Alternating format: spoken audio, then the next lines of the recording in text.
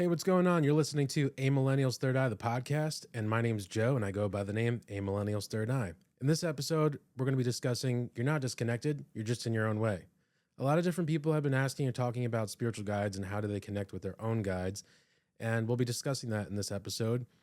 As always, on my podcast, I share my life and journey, and we're going to wrap this into also the intuitive and connection side on your spiritual guides and how you can do it on your own. Without further ado, I'd like to address the elephant in the room. I know it's been a while. It's been a minute. It's been several months since I actually recorded a podcast. I'm happy to be back. I have been really going hard with TikTok and social media on that end, doing live readings again as well. If you're interested, I do free mini readings on TikTok. I also post motivational content on TikTok as well. I personally stepped away. If you're familiar with me in the past, I stepped away from Facebook. Personally, it got to the point where I think because TikTok came into play and how things were going, Facebook had lost this kind of generation with letting people know I was live. I just got frustrated with it, and I decided at some point it was like it's time to go to TikTok. This is where people are now. This is what I'm going to be doing. Without further ado, let's discuss recent times and what I've been up to, what's been going on. So over the past few years, and this is going to wrap into how you can connect with your guides and the struggles that entail that. Over the past few years, I have been, if you go back and listen to these episodes, even myself, I was listening to one for a little bit, and I was like still uncomfortable, you know?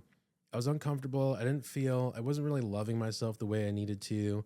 I had this mentality. I was still stuck, and in that time frame, I like to share these things so maybe you can relate. I went back into this kind of old pattern of doubt and getting in my way, unhappiness. It was very what we call survival mode. You know, the survival mode is basically doing what you need to do, but not really being true to yourself, not really understanding what that means, trying to find answers. I think healing is a very important journey for many of us. And I talk about this on TikTok as well. There comes a point where there's the emotional side to things, which is super important.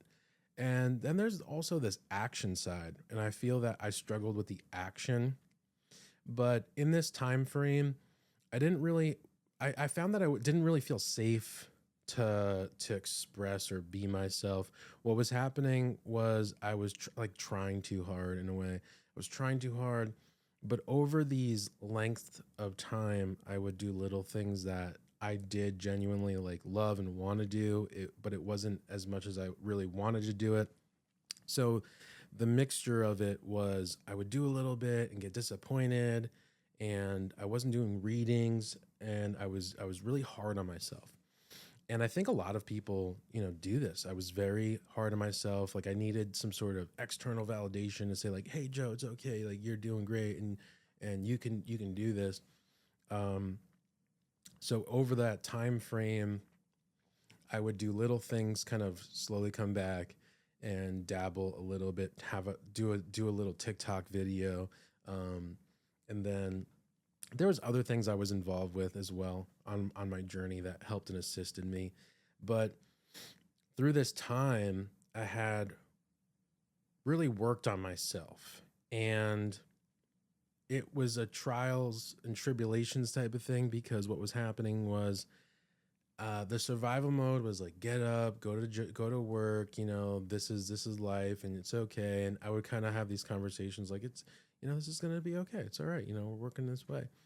But no matter what I would do, I had this lack of fulfillment within me. I had this calling to come back to spirituality and these practices. And what happens is, and what happened with me is, and this is normal, you're going to go through life. You're going to have these experiences from your past that, let's say you're vulnerable, you're open, your heart's open, and then you get hurt. People and situations happen where it really knocks you down. And that's what happened to me in the past is it just like I lost my self-esteem. I didn't really love myself. My mentality was really heavy, negative, and it was just like battling myself constantly. And at one point, don't get me wrong, at one point I was like, yo, was I spiritually attacked? Like, but really, I'm someone who talks about empowerment and your own mindset and your own, what you believe is what you create. And yes, I do work with my spirit guides, but I'm also, I had gotten lazy, got super lazy because, we get disappointed. Disappointment happens in so many different ways, right? And I had these conversations and it also reflected on my life. Disappointment comes in when, things don't work out the way you expected or wanted them to. That was a part of it. And that happens in love life, that happens in your dreams and goals, that happens in all these things. And what I also struggled with is, wanting to reach big dreams and goals, but I wasn't being practical about it.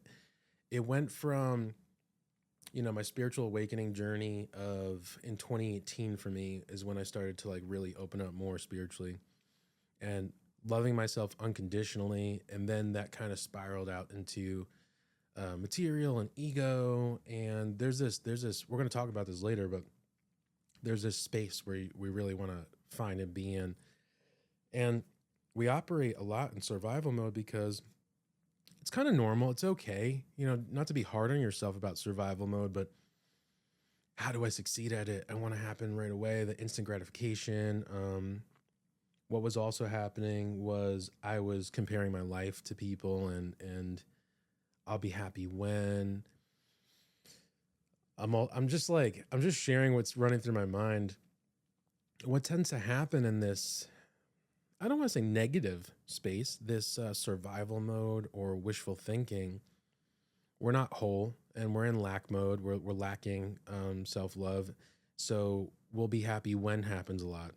I'll be happy when I have this love life. I'll be happy when, because I got to the point where I realized like I have money and I'm still not happy.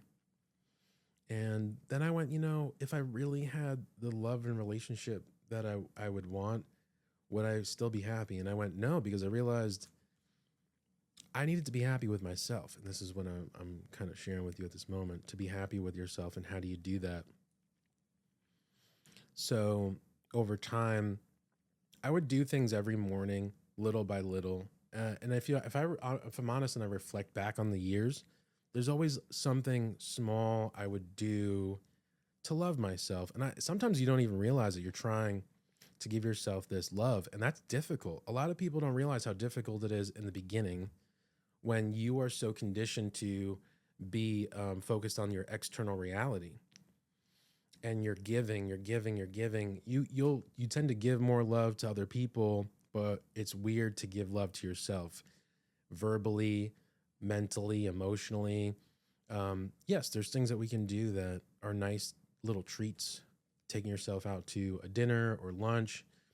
But what I found really important, that is the root. There's always a root to something, like a tree. The roots of the tree or a plant is what's in here and here. And that's where my battlefield was, mentally and emotionally, internally. I struggled with that.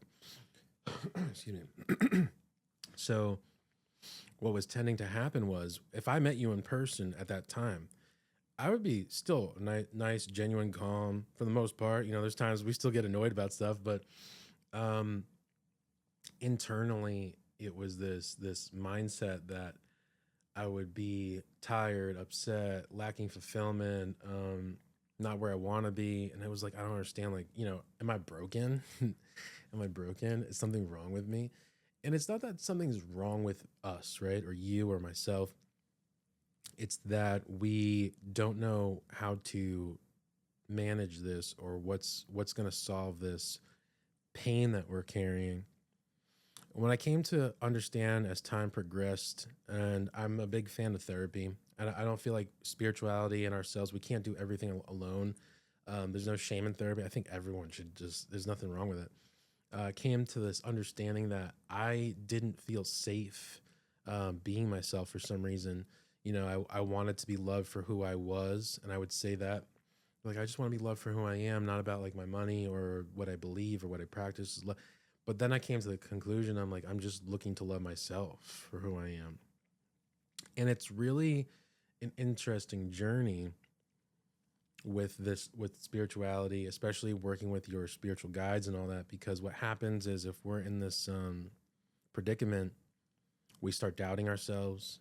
We start trying to find the answers externally to fill the void and get out of the problem right away. And it brought me to some practices.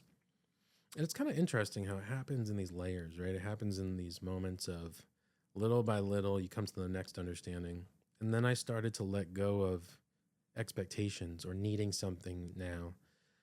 But what annoyed me the most with this was that I felt like I don't want to say gaslighting myself, but I was like tricking myself. Like, oh, it's going to be okay.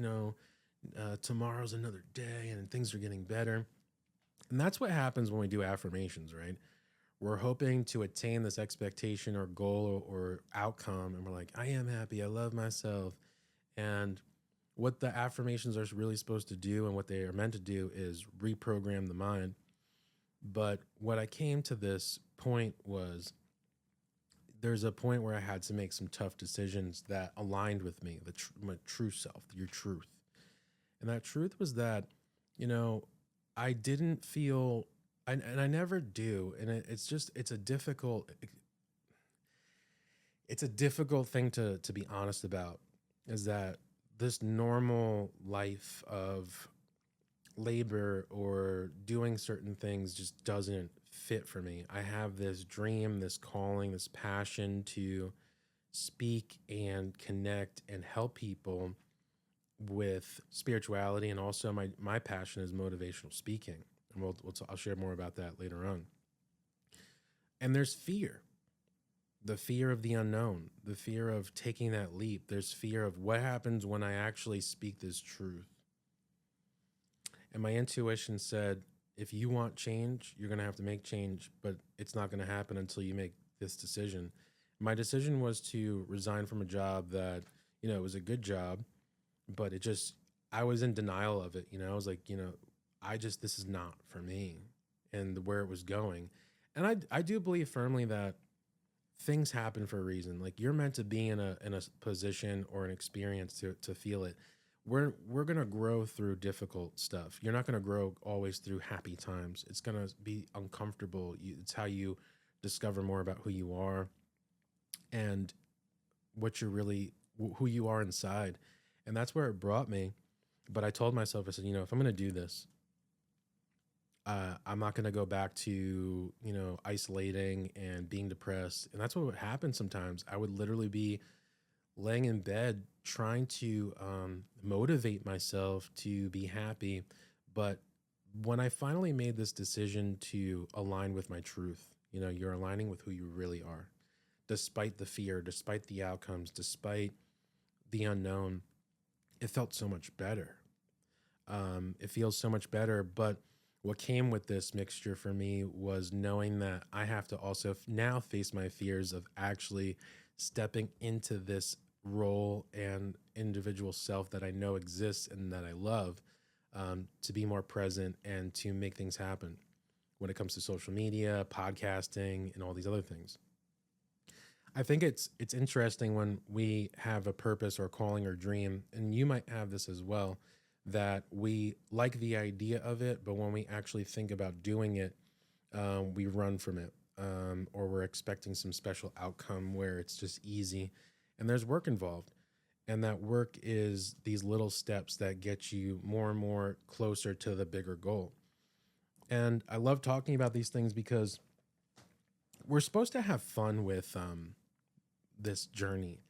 And I think that when it comes to emotional intelligence or awareness and mental intelligence and awareness, or basically who you are and discovering what that feels like for you and what you think about, for me, there was this overwhelming feeling of accepting this truth of like, no, like this is what I want and this is what I'm going to do. Because it comes in conjunction with love life, right? Let's say for me, it was, what if someone judges me and they don't like me and, I don't have what they are expecting me to have? You come into this space of self-love where you have to discover this purpose and passion that you have, and by any means and all means necessary, in a good way, you're going to make it happen. And you're going to get out of your insecurities, and you're going to step into it, because we fear a lot. Fear is an illusion. And so that's me in a nutshell the past couple of years. And since June, I've been back into social media again. Without further ado, let's talk more about how you can understand yourself, but also work with your spiritual guides and what that means. What I really want to express first before anything, if you're new to this, do not expect magical things to happen. Don't go looking for your spirit guide's name. Don't ask them what they look like. Don't make this more complicated. You want to make it super easy, because you're nurturing this first connection that begins with this. The conversations you have, be more verbal with them. I love to say I call upon my spiritual guides. They're born with you. They're here to help you on this journey with your soul's evolution. And the soul's evolution, you have to remember, is that we're meant to experience things so we can understand it, understand perception, unconditional love, what that feels like, what it looks like, all these different practices. And we can go on and on about different subjects, what we're here to evolve and learn about. Even finding your dream and making it a reality. All these are experiences. Loving yourself. You can't have one without the others, which just popped in my mind as well. Duality. You can't have pain without pleasure, happiness without sadness. So all these are experiences. And when you're starting with this as a beginning, I'm talking to you as if, you're starting out and you want to do this. We have to remember is that what is truth? What does that feel like? And without complicating what comes in and how you feel it, your consciousness is this beginning stage of the receiving end, and your body, the vessel. Your whole body is a receiving end for your guides to communicate. And when we complicate it, we say things like, who is my guide? What is their name? How do I know it's them? And start out by saying, I call upon my spiritual guides, and have a conversation with them verbally and build that relationship up, but involve them in your life more than you did before. But it's in the stillness of trusting yourself and also allowing it to come in. So, for example, when you're asking yourself questions, when you have that difficulty, we want to find these answers all the time. And those answers come in when we're not fighting it. We're not trying to force anything. And sometimes the answers or the response back is the truth is it could be, let's say, are you going to get this job? I really want this job. Spirit, am I going to get this job? I'm going to get this job. And you don't get any response because you're in the way of yourself. You're trying to force it. But when you're still and you're calm and you give yourself this understanding, it comes in smoother. Your consciousness is where your thoughts are at, and how it comes in, how you feel it, the thoughts that come in. So another example could be when you're looking to do something and spirit can say, like, maybe clean your car, but that the thought just comes in, clean your car. You're like, why did I say clean my car? Why does that have to do with it? I don't know. Follow it. Sometimes you'll get more clarity by following the thought and detachment from the path of least resistance. What I'm really looking for here. When you're not looking for the answer, it will come more and more. And it's just it's a nice flow. So, for example, earlier today, I was like, all right, what am I going to do today? And then I heard podcast, do the podcast, start your podcast. And what we tend to do is overthink it. Oh my God, what am I going to do? And then we put all this other stuff in front of it and we make it more complicated. And when we sit with the feeling and the thought and we really understand it more as it comes in, instead of these emotions that arise to complicate it, you can manage it more. You can understand it more. What I think about sometimes in this explanation is that, sometimes we have this conversation with someone and we have these conversations with people sometimes, and when you have this guard up almost, like, yeah, how you been? And instead of you being relaxed and secure with yourself and just chill and there's nothing to worry about, there's this guard up. You're like, yeah, so what's going on? How you doing? And there's judgment going on in your mind. There's insecurities maybe, like, oh, you're trying to put on your best self. But when you're calm and you're not guarded and you're just relaxed, and you can feel and connect more with people and your spiritual team. And that's really what I wanted to express in this podcast and for your experience right now, is that don't put so much pressure on it. Let things come organically and relaxed. Notice when you feel this tension and allow things to flow. The more we build the communication with our guides verbally and also mentally, we can nurture it. We can nurture it. And the biggest bully or the biggest problem that we deal with in this is our own mindset of, am I really getting it? Am I really not? I was sharing this on a TikTok live the other day about doing readings. Even when you start doing them, what happens is that we get in our own way of the messages that come through beyond just, tarot. You'll feel something. And every guide communicates a little bit differently at times, but don't complicate it for yourself. Understand what you're working with your vessel, your body. But being still and comfortable. But when you're speaking the truth to yourself, right? When you're asking yourself, is everything going to be okay? There's this needing the answer and looking for signs, and it has nothing to always do with that. It's learning to trust in what you have as a human body in your connection. But don't avoid yourself. Don't avoid how you feel. Where does this feeling come from? Why do I have that thought? And learn where it brings you. Now, if you're someone that is having a hard time and you're saying, like, I don't hear anything, I don't know, what I would like for you to do is you can practice by putting your hand on over your heart. I like to also say, I call upon my spiritual guides. And then remember, sometimes it's the questions you ask. We're not, I don't really recommend asking questions of like, am I going to have this? Am I want this? Sometimes it's, what do I need to learn? What do I need to know? What do I need to understand about this? But put your hand over your heart and ask, spirit guides, what is it I need to understand at this time? And what is the first feeling or thought that comes up? It might be things like, you need to let go. Let go. Maybe you're too attached to something. Maybe you want the outcome so bad, because sometimes being still in the present moment and not wanting or needing that outcome as much as you really want it or need it is the answer. Sometimes, I don't know, I'm just giving you suggestions, but you got to ask, why is it bothering me? Why does this bother me so much?